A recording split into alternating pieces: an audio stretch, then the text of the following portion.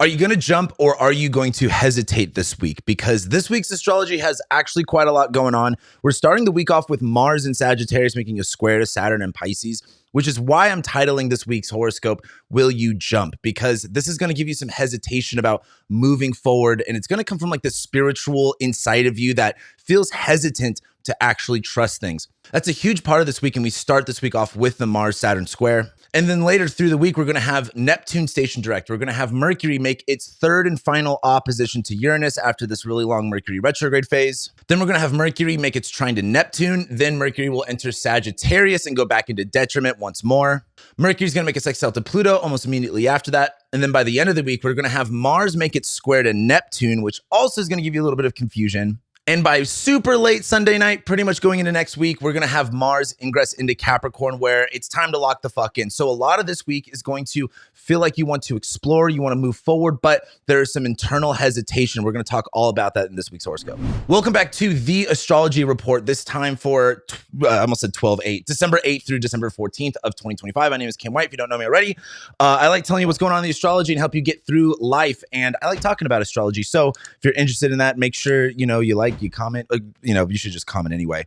I almost want you guys to make the spoof comment. There's these like spam accounts. I'm sure you've seen them where it's like, I was hesitant about manifestation until I read, Little Dick Harry's book about manifestation. Anyway, we should make like our own version of that. I think that'd be funny.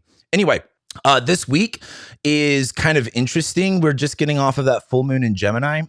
And a lot of this week is really looking at the tension between the Sagittarius and the Pisces stuff, which I find really interesting, especially now that we have Jupiter in Cancer, where, the ruler of this dynamic is exalted right now. So it kind of gives us some opportunities to push through things in a really healthy way, but it's going to be a little bit more difficult to maybe do so this week. And like I've been saying, Startek launches next month. I'm so stoked for the launch, and I'm starting to get more excited because when you're working on something, you just get like annoyed and frustrated. We've put so much work into it over the past 6 months, and so we're launching that on January 2nd.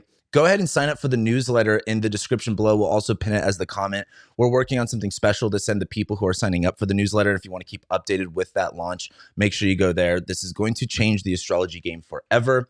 I'm really excited about it. And if you guys are interested in that, make sure you sign up for below. And let's go ahead and get started talking about the week. So we start Monday off with the moon in Leo making its trine to Venus in Sagittarius. Great. I love that. But our first highlight of this week is also on Monday, and that's the Mars-Saturn square. The thing that I've been thinking a lot about, like, I guess I should just cover Mars squaring Saturn first, is Mars in Sagittarius wants to move forward. It wants to explore. It wants to aggressively, go to the next dot. You're at point A, and Mars in Sagittarius wants to aggressively go to point B. But as it's squaring Saturn is about this restriction in this. Saturn's one of Saturn's main jobs is to constrict things, is to limit things. And Pisces is the yin version, the feminine version of Jupiter, where Jupiter's all about faith and hope and belief. And, I saw a quote the other day, I think on Instagram, that was like, why is it easier to love other people than it is to accept love? And that's the way I kind of look at Jupiter. It's so much easier to give to other people than it is to kind of accept that stuff. And I think Saturn in Pisces is showing us those walls around accepting things. And with Mars in Sagittarius, where it's like, I want to move towards this area. I want to go towards this. I'm aggressively going after this based off of faith and belief. You're going to hit this wall around whether or not you can bring that into your life. Like, one of the things I was thinking about is when you actually want to do something, but there is like, let's say, I can't think of an example off the top of my head, but let's say you are excited about doing something and going on an adventure, but you're on the inside skeptical of letting it happen to you. Like, the thing that I wrote down for this is there's a hesitation before the jump. Sometimes when it comes to like taking a leap of faith and moving forward towards things, it's easier to kind of tune out. It's easier to kind of just like turn off your brain and just go for it. But there might be a subtle moment where you're wanting to push forward, but something inside of you is saying, hey, we need to stop for a minute. And it's going to be up to you to decide whether that stopping for a minute is actually meaningful, and you need to look at that versus that's what's holding you back. The transiting astrology just shows the quality of the time, but how it affects you is up to every single individual. So for some people, this is going to be like, wait, I actually need to tune in with myself and ask, is this the right move for me? Is this what I want to bring into my life? And I think for other people, there's going to be a feeling of being like, I can't, I can't let myself be restricted from this experience. I have to keep moving forward. Mars is in the superior position. So Mars is going to push through no matter what. But Saturn in Pisces is kind of like, are you open to what's on the other side? Are you open to receiving that? Are you open to trusting those things? And on Monday, while the moon's in Leo trining Venus, there is this courageousness. There is this regal attitude, this more fun and explorative energy for the day. So I think on the surface, you're going to feel good. You're going to be having a fun time and you're going to be pushing through things, but there's going to be this internal struggle. I think on Monday, if you feel like you've hit a wall, that's because of Mars square Saturn. Like Mars squaring Saturn is always like heavy resistance, feeling like you're hitting a wall. Nothing's moving forward the way that you want to. The good news, though, is that this is like Mars in Sag and Saturn in Pisces. So earlier in August this year, we had Mars in Libra opposite Saturn in Aries. That just sucked in general. This is not nearly as bad, but this is about, I think I over on the game plan on my membership, I talked about like hunting, for example. Sagittarius is a hunting sign, and when you go and hunt, and you are taking a life of a being. And I feel like Mars and Sag squaring Saturn and Pisces is like that moment where you kind of have to this is life. This is how things work. And I know the vegans in the crowd are going to be like, well, we shouldn't be taking any life. And something I've been thinking a lot about is like, it's so interesting to me that how many animals go to humans for help quite frequently. Like other animals don't go to other animals for help. They go to humans, which is just really interesting to me. But anyway, what I'm trying to get across is there's going to be kind of this reality check of, hey, this is... You signed up for this. This is what this means. Can you open yourself up, or can you at least acknowledge the blocks that you have on the inside from doing this stuff? And are you going to let that get in your way, or and you need to move past it, or do you need to listen to that a little bit more and have a little bit more clarity and fine tuning about why you're jumping, why you're moving forward?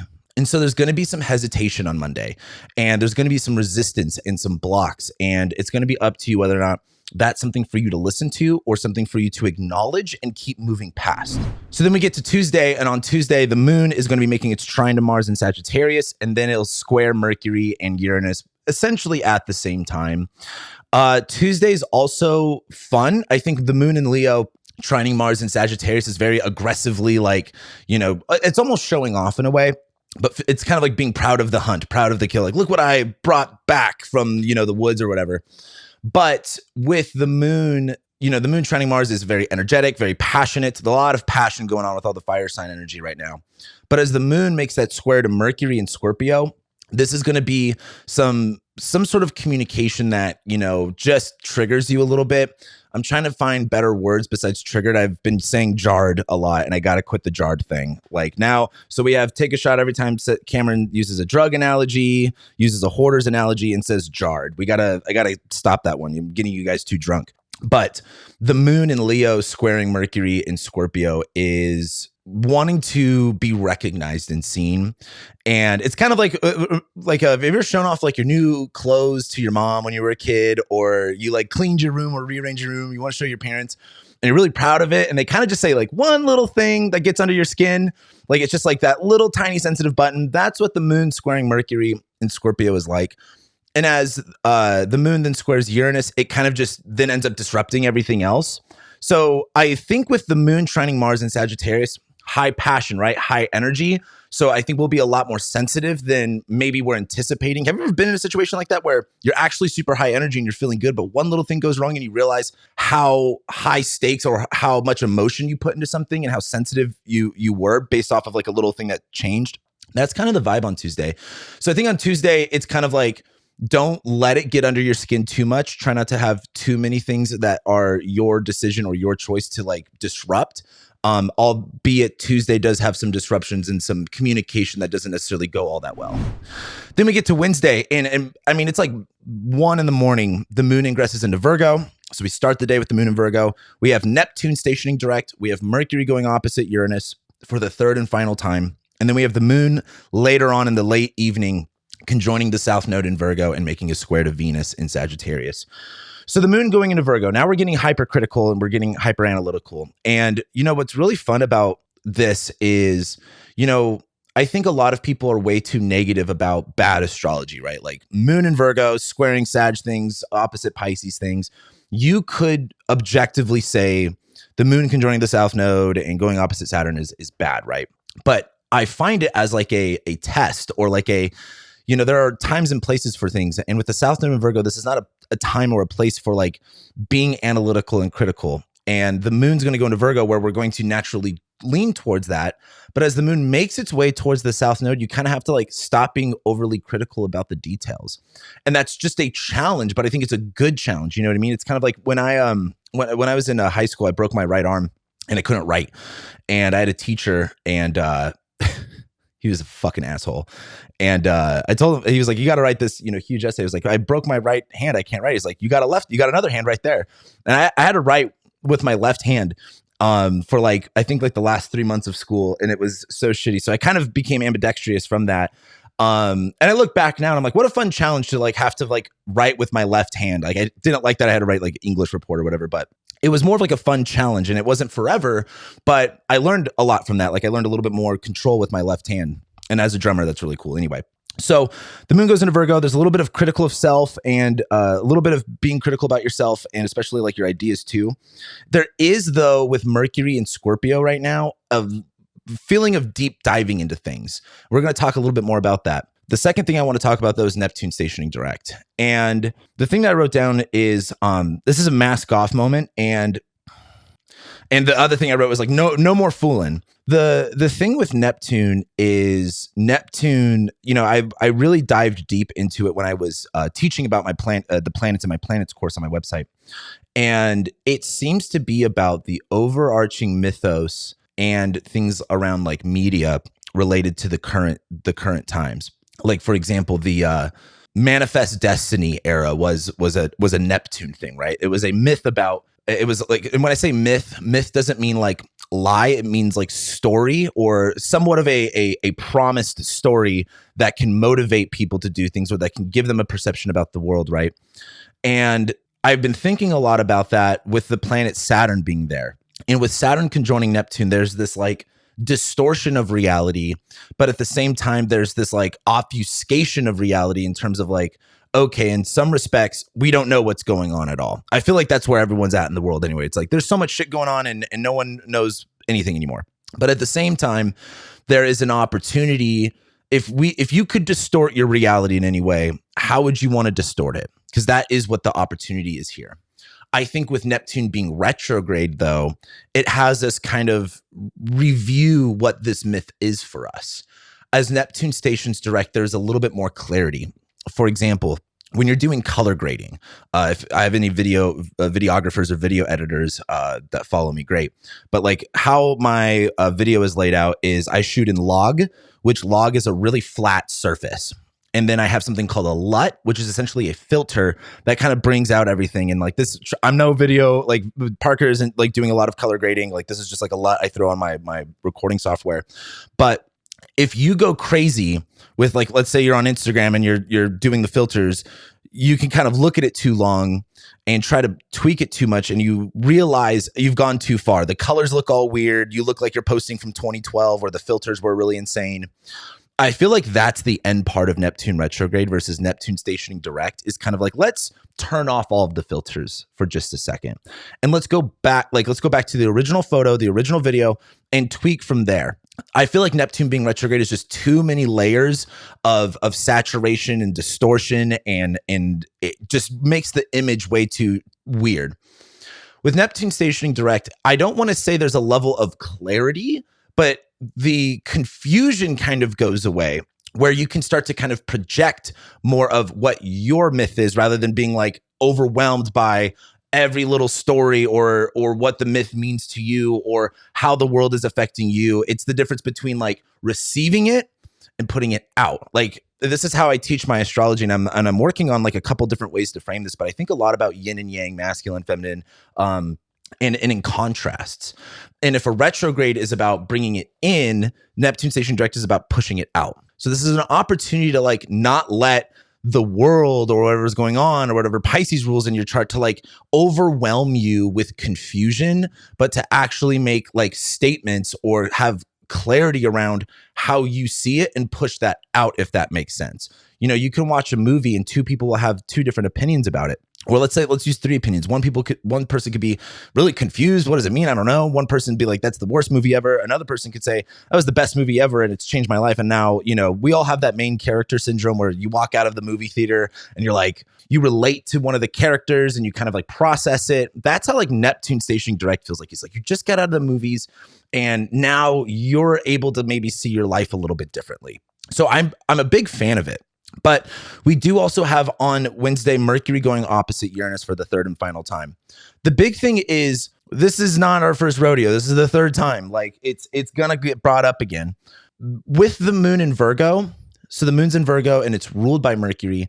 It's going to be really easy to dive really, really deep. Like go tunnel vision and again, be really, really self-critical. As you do that, you might discover stuff that disrupts the situation. The good news is with Mercury Uranus opposition is that in one hand, it can be just disruptive. Information just comes out and it fucks up your day or it ruins things, whatever. Another way, though, is it can be about a breakthrough moment. Ever been to therapy or, I don't know, you're just doing some self-processing over like things in your life.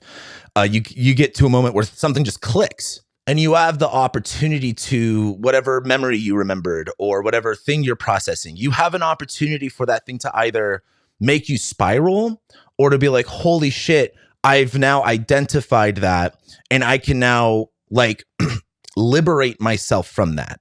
This is when I see Mercury conjoining Uranus, it seems much more liberating and freeing versus Mercury opposite Uranus is like the information that you're receiving or that you're understanding or that you're thinking is incredibly disruptive and it can go either way. And so I just want you to be really aware about like what you're communicating or what you're thinking about and how is that like either upsetting you or triggering you, and are you allowing that to let yourself crumble, or are you able to like use that as a tool to identify a pain point and rework it, reframe it to like move forward with things? And I think there's going to be an easier energy to move forward with things because of all the Sagittarius stuff. Like right now, almost everything's in Sagittarius or Pisces and it's ruled by Jupiter and Cancer. There is an opportunity to like kind of do some deeper healing with some shit right now. And it might come up through pain points, but this isn't about like, Mercury retrograde in Scorpio is kind of spiraling a little bit versus like, all right, Mercury's direct in Scorpio. We can address this for what it is, albeit it's still going to be, disruptive. By the time we get to the late evening on Wednesday, the moon will conjoin the South Node in square Venus. There is some mental exhaustion to things. I don't want you to spiral on Wednesday or get triggered or upset because it's going to be so easy to like, have you ever just like wasted your time? All of you waste your fucking time, to be honest. We all waste our time. But have you ever like, you're thinking of an argument or you're thinking of like whatever it is, and then you just go down. And then, I don't know, something happens where all that work that you just did was meaningless and you just realize how much energy you wasted thinking about something. I think that's the final conclusion into Wednesday night. And I think it's going to get really easy to do that. So watch out, because by the end of Wednesday, you'll feel that draining. You'll feel that exhaustion. And the moon squares Venus and Sag. You'll realize you didn't have any fun. Like if you're at a place where it's about fun and something upsetting happens to you and you let that thing totally ruin your night. And then by the end of the night, like, for example, when I was DJing weddings, this happened all the time with brides. Like they would let something ruin their fucking day. And then by the end of the wedding, they realized I didn't even have any fun on my wedding, which is an unfortunate reality for a lot of women. There was this one wedding, I don't know if I've told this story before, where they already got married in like Puerto Rico or something like that. And they were doing one in Denver for like the whole family that couldn't make it. And we're about to do the grand introduction, right? Like, I'm like, introducing Mr. and Mrs. whatever. And before we did it, the bride found out her dad's not showing up over, I don't know, some drama. And this poor woman was wrecked. I mean, it was literally like you thought like a car did skid marks over her face, like the mascara running, all this other stuff. I mean, she's just like, like when people cry and they can't catch their breath, like they lost their breath, like that's how she was. And everyone looked to me to be like, what do we do? I'm like, I'm not a fucking I don't fucking know. And so I was like, you need to get cleaned up. This is still your day. We're still going to have a fun time. Let's not be too wrecked. And we had to do the grand introduction right after that. I think we cleaned her up, but that was really, it's really funny to me. There's another funny story I have so many funny stories from DJing weddings. I don't want to go too into it, but anyway, that's what I don't want you to have by Wednesday night, is realize that, like, you didn't have too much fun because you're overthinking it. The moon conjoining the south node is like, all right, all that little information, all these little, details, like, great, you did that. Now get rid of them. It's not as important as you might think. So then we get to Thursday, and on Thursday we're going to have Mercury make its trine to Neptune. Mercury's going to ingress into Sagittarius, and then the moon will go opposite Saturn. So Mercury trining Neptune, I've been thinking a lot about propaganda lately. I find it so fascinating how people can manipulate stories into changing behavior of people in whichever direction that they want to, if that makes sense. Like, and I think with Mercury trining Neptune, like, oftentimes you guys tell yourself your own propaganda. We look at things that happen to us in our life and we use it to validate narratives that we have. As in, oh, you didn't get that job. Well, subconsciously, you're now reiterating a narrative that you are not worthy of success. And you're not even aware of it. And other times you, like, for example, I have, like, there's a few weird beliefs that I have. Like, I haven't tapped into this one in a while, but like one of them was like I'm always at the right place at the right time. Or, a couple years ago when I was really broke, I'd go into the casinos here in Vegas. Only when I felt it. Like, I was like really tapped into my intuition, and only when I felt it. I'd use $20. I typically only have like $20 or $30. I'd put in $20 on a machine, go max, medium bet, max back, walk out with $250. I did that like 15 times. One time I was seeing this girl and I was telling her about that and she didn't believe it. And we went hiking. Then we went to the casino to go use the restroom. I was like, watch this. And I did it like right in front of her. She was so impressed. It was like as a guy, you're like, yeah, that's fucking right. Anyway, Mercury trining Neptune is going to be easy to like have your own propaganda. And it's going to be really easy to tell yourself a narrative and a story. And you need to be really aware of this. Like, are you reiterating narratives that aren't really real? You know what I mean? Like, this is where I talk a lot about like victim experience versus victim story. We've all been victimized by something, right? Something terrible has happened to us that is not our fault, not our thing. But then we use those experiences to write narratives about ourselves and to write stories about ourselves. And it could be like, I, was robbed, and therefore the world is unsafe. And so then you you struggle with like your own, nervous system, feeling, safe and relaxed and grounded, and you're kind of sporadic about everything. And maybe you try to find ways to comfort yourself or to feel safe. And it's like, okay, you got robbed, whatever. That's no bueno. But is rewriting your narrative about the world that it's unsafe helpful or harmful to you? And so when Mercury trines Neptune on Thursday, this is like a really good day to like have you ever just like been checked out? You're doing what you're doing. You're there, but in your head, you're like thinking about your life. You're thinking about everything else. This is one of those days to really tap in, to be like, what is the story I'm writing about myself here? With Mercury and Scorpio, we're really fixated on a certain thing, and we need to be clear about what it is. Is it revenge? Is it, motivation? Is it purging? Is it change? What is it? Because Mercury trining Neptune is going to be really easy to have Neptune, the mythos, the narrative that we're operating with, enhance our beliefs or enhance our thought, enhance the way that we're communicating what we're thinking about. And I think it's a really good opportunity to get really clear about making your own story, writing your own narrative, making your own propaganda for how you live your life, because your beliefs are what's going to drive everything. And this is a really good opportunity to like check in. You're going to be laser focused no matter what. Are you laser focused on the problem, or are you laser focused on the solution? Then Mercury ingresses into Sagittarius, where what I like about Mercury and Sagittarius is that like you don't have to know. I think when Mercury, which is about like being rational and logical and things making sense, it's in detriment. And so it's going to be hard and difficult to know the answers and to know the solution. And you should release yourself from having to know those things. I think Mercury and Sagittarius is a great time to stop being logical and rational, be a little bit more faith oriented. But I think the better way to do that is to like give yourself the room to not have to know all of the answers for everything. You can just let things be. Like, for example, I really like, there's a reel, I'm sure some of you have seen it, where some guy is like, it's like those street interview guys, and he goes up to this guy and he's like, would you rather do X or Y? And this guy's like, I don't give a fuck about that, and just like walks away. And I love that for Mercury and Sag. Like, just because you are presented with what's your opinion on this? You don't have to subscribe to that. You can just be like, I don't give a fuck. So with Mercury and Sag, there's a lot of freedom that could be there. And I think if you're trying to be super logical and rational, you're going to end up kind of fucked up. But if you just allow yourself to be silly or goofy or not know the answers and just kind of trust things, it'll be a lot easier to navigate. The moon will go opposite Saturn late on Thursday. And that is one of the issues I'm looking at is, okay, so Mercury's in Sag now, which is the ruler of Virgo, and the moon's still in Virgo. And there's this level of like getting really deep. And then all of a sudden there's like this freedom on the other side of it. But then the moon in Virgo goes opposite Saturn and Pisces. And I think as Mercury goes into Sag and there's like it's time to be a little bit more free here. We don't need to be so fixated. We can be a little bit more open-minded. The moon in Virgo going opposite Saturn is also telling the similar story, or at least the same thing, but in the way of saying you need to stop being too critical, stop overthinking. There's going to be some resistance to stuff.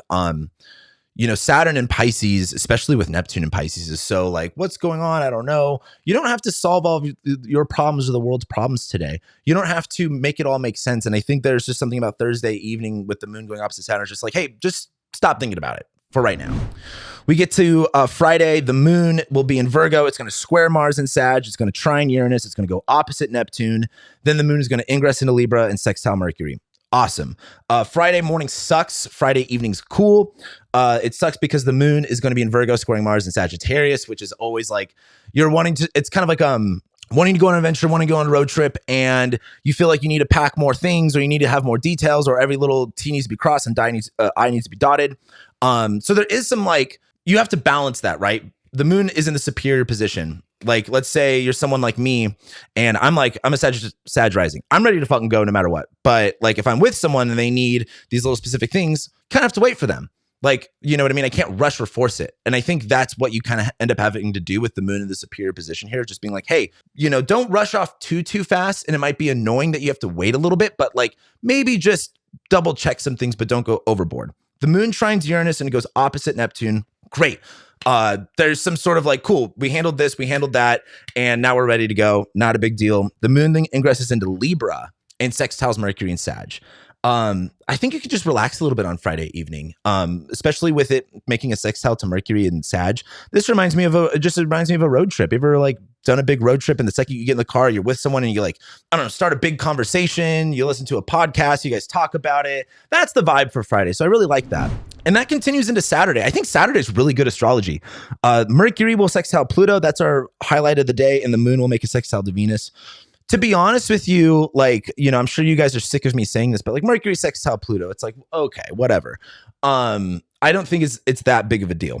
But there is kind of a power in knowing like our faith over power in knowing like fact. Like, I think Mercury and Sag is really kind of like, yeah, I don't have to know all this stuff and I can just kind of trust and I can have faith and I can have belief. And there's some unlocking of some power there.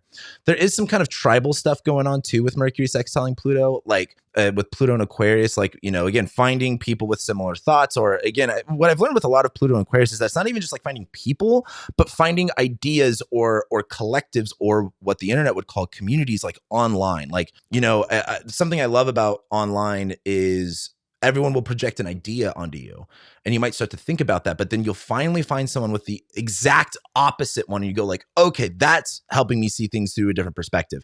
And you can start to kind of like, I don't want to say be influenced, but have the opportunity to see perspectives that help you feel seen in that you also share that perspective. So I think a lot of Pluto and Aquarius, it doesn't have to necessarily be people, but just the online experience in general, because we are all online. But Saturday, the moon is sextiling Venus and Sag. It's just like, have fun, go on a, quick exploration, go on a quick, vacation somewhere. It's what I love about living in Las Vegas. Like there's so many places just to go real fast somewhere, just to get out and explore. Saturday is great for that. So then we get to Sunday. And Sunday, our first highlight is Mars is going to square Neptune at the beginning of the day. Then the moon, while it's in Libra, will make a square to Jupiter. Then the moon will make a sextile to Mars. Then the moon will ingress into Scorpio really late in the evening. And then it's like midnight on Monday morning. Mars enters Capricorn. So we'll talk more about that next week. But Mars in Sagittarius squaring Neptune in Pisces. You have to ask yourself, are you open to how it looks?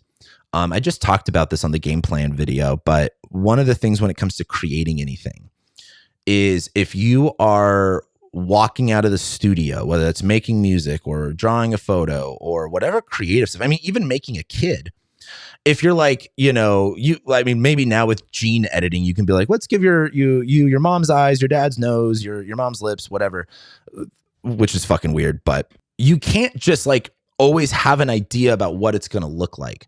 And are you holding on to the image or the idea of what it's supposed to look like to you? Because Mars and Sag squaring Neptune, it may, like, for example, let's say you live in, Romania, and you live in a small town and you've only seen Los Angeles through the eyes of movies, and you've always wanted to go to LA, and you go to LA, and you go to Skid Row for whatever goddamn reason, and you realize you're like, whoa, this is not what I saw. Like, this is not what I was expecting. I think Mars square Neptune is going to feel some aggression, some anger or annoyance around wanting to move forward and it not looking the way that you thought. And you have to just be really open to whatever you're doing, whatever you're pursuing, you have to be open to what that looks like. You can't have these expectations of it has to follow exactly what you think it's supposed to look like to a T, to to an exact, science. I think Mars square Neptune will pop that bubble anyway. Like, there's going to be like, this is not what I was anticipating. This isn't exactly what it looked like. Another issue with Mars and Sag squaring Neptune is that this is where that hesitation comes back in. You're going to be pushing forward. You're going to be wanting to move forward. And there's going to be something inside of you that goes, is this it? Is this really the way that I want it to look? And, for example, you might be wanting to jump into something, but there's like the Saturn and Pisces square where it's like, I have this resistance to it. But then there's the Neptune square where you're like, well, I don't know what I'm supposed to do. I don't know what I'm supposed to look like. I don't know. And you kind of have to just like, I think, push through that and allow yourself to be open. As the moon is in Libra making a square to Jupiter, the thing I keep thinking about with the moon in Libra with Jupiter and Cancer is kind of like Libra wants to delegate everything and be really specific about who gets what. And Jupiter and Cancer is kind of like, you can't do that. You can't divvy out things to give to people in a, like, you can't come about the Libra thing in a limited way, right? It's like, there's only enough to go around. There's only so much to go around. So you have to be careful. It's like Jupiter and Cancer is like, just really give as much as you can. I think that might be a little bit hard to do because it's like the moon in Libra squaring Jupiter and Cancer, but it's like, can you give person forgiveness? Can you give a person, some grace or some grace on something? The moon will then in Libra make a sextile to Mars and Sag. I think that's fine. I think that just kind of brings up the energy a little bit. But then later on in the evening, the moon enters Scorpio. And this is essentially when Mars goes into Capricorn. Next week is really, I've said the term lock in a billion times this year, and I'm working on a different phrase for this. But next week begins the new year. But how that looks is in the beginning of next year, Mars and Venus will go Cazimi in Capricorn. So they are formally dying. They are in their synodic cycle phase, which is what I taught in the aspects course and in the planets course too. They're at the end of their cycle where they're about to be born again. As Mars goes into Capricorn, you have to like follow a system and a structure and a plan of operations, an order of operations about what you're doing. As Mars goes into Capricorn, before it conjoins the sun, you're going to realize the problems within your plan, the problems within your manufacturing line. And you have to look through the problems. When Mars goes and conjoins the sun, then it's like, boom, we fix those issues, we make a new plan, and we start again. That's kind of the overall vibe. But as Mars goes into Capricorn, that is going to be the like, I want to follow a plan or a process and this isn't working. And that I think is going to be also brought up with the moon in Scorpio. The moon in Scorpio, there's a level of disgust, a level of like down feelings. I think going late Sunday night, going into Monday is like really good for like just getting shit done and getting your hands dirty. But the cost of it is like annoyance. Like you'll be annoyed, you'll be frustrated with systems, and there's going to have to be a reworking of operations.